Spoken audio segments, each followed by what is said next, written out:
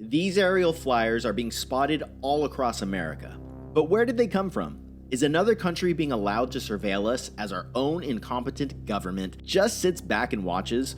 Or are we perhaps witnessing a mass-scale psyop unfolding on the American public right before our eyes? Maybe visitors from another planet are finally here to make contact. But what if these aren't aliens and are in fact angels?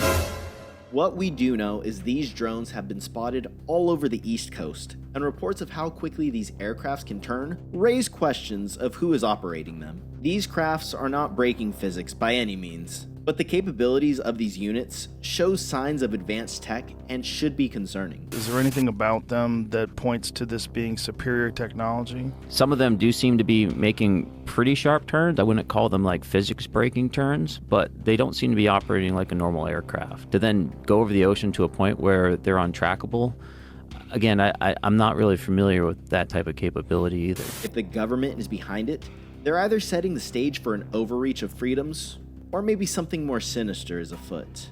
Could we be on the brink of war? Or maybe, just maybe, our little gray and green friends just want to stop and introduce themselves. Somehow, it still doesn't feel like it would be the biggest story of the year, does it? But if these things do happen to be angels, fear not, because angels are the good guys, right? For as the prophet Ezekiel describes it, "Now as I looked at the living creatures, I saw a wheel on the earth beside the living creatures, one for each of the four of them. As for the appearance of the wheels and their construction, their appearance was like the gleaming of beryl, and the four had the same likeness, their appearance and construction being as it were a wheel within a wheel." Whatever these things are, we just want answers. But what do you think? Are we being played like fiddles to gauge public reaction in the face of an invasion of normalcy? Or is something otherworldly desperately trying to send us a message?